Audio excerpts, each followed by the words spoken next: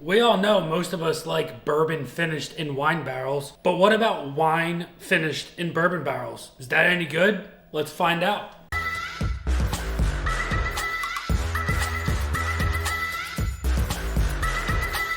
What's going on, everybody? Nathan here with the Everyday Drinker, bringing you guys a brand new video. Today, we are going to be drinking wine. We're not going to be drinking bourbon. Why aren't we going to be drinking bourbon? Well, specifically, these wines are finished in whiskey barrels. We have 3 different styles of wines finished in different styles of whiskey. So let's get into what those wines are.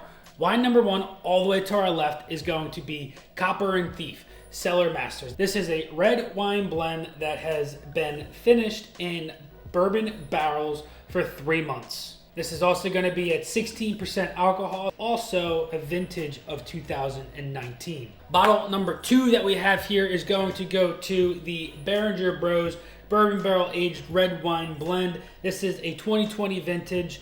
This has been aged for 60 days, so 2 months in bourbon barrels, and bottled at 14.5% alcohol. And finally, our cheapest out of the 3 is going to go to Apothic. Now this is going to be Apothic Inferno, whiskey barrel aged for 60 days. This is a red blend, and it is also a vintage of 2019 with a alcohol percentage of 15.9. Did a little bit of research. I talked to a lot of people at a couple of different liquor stores and wine shops. They said make sure that you are, at least when you're doing this kind of a wine, that you want it for at least 60 days in those bourbon barrels, because anything that doesn't have an age statement that is in those bourbon barrels is most likely going to be for under 30 days. And they said specifically you are not going to find any kind of a difference in those wines.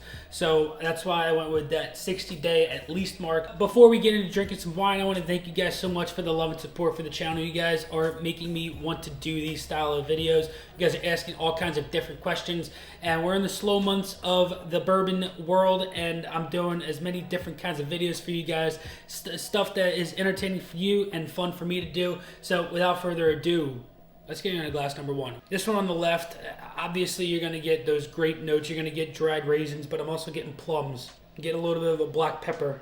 There's blackberries in this. It's super, super jammy, thick on the nose. You know that this is going to be super, it's going to coat the mouth.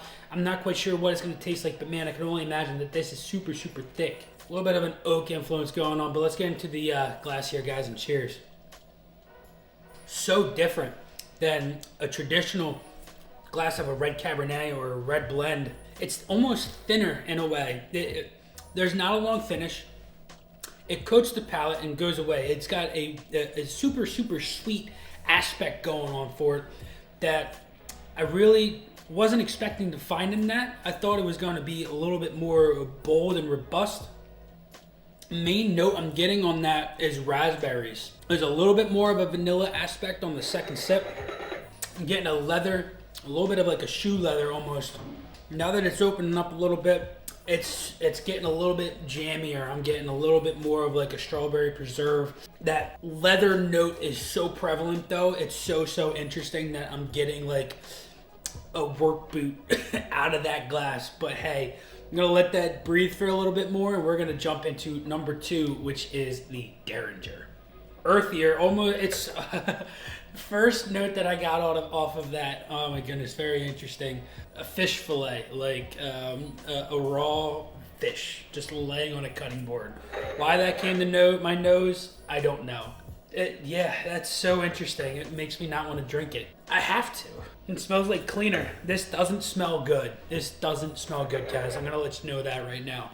Out of 1 and 2, number 1, the Cooper and Thief, hands down, so much better than on the nose than the second glass. But let's see if glass 2 has anything good on the palate. Almost has this Sunny D aspect to it. Like, it tastes super fake. It doesn't have anything that is worthwhile in that glass. Just looking at it, it doesn't, I don't like the color of it. It looks like it had some color added to it. A little bit of a citrusy note going on there, which is really not what I was expecting out of this. That cleaner is there as well. The Behringer, don't get it, guys. It's not good. Let's move on to glass number 3 here, which is the Apothic Inferno. It smells woody. It smells oaky. It almost smells like they they put wood chips of this wine from the bourbon. It's almost like the Oak and Eden, where they threw the barrels, the wood spheres or spirals, however you want to say it. Goodness gracious, can't get that out. But it tastes super, or it smells super, super oaky and woody right off of the bat. It smells like markers and finger paint. Band-Aid note, it has that like peated scotch almost, and I swear if this was finished in peated scotch barrels that this is gonna be awful.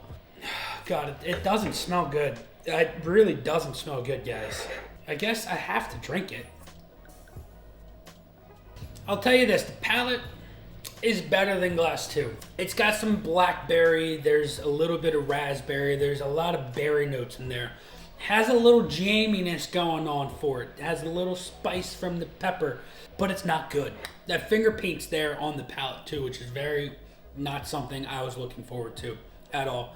I thought you were gonna get this a little bit more of a bold, robust flavor profile from these wines, and just off of these 3 pours. If I had to pick a winner, I'm going for the Cooper and Thief. The nose is pleasant, it really, really is. It's got strawberries, it's got a little bit of a pepper, but there's more complexity there. It's sweeter, it has more going for it than these 2 disgusting pours. So, back on the palate for this one. It's just all around better. It's sweet. It's actually really, really nice to drink. It's pleasant. Would I drink this every day? Heck no. Do I drink wine every day? No.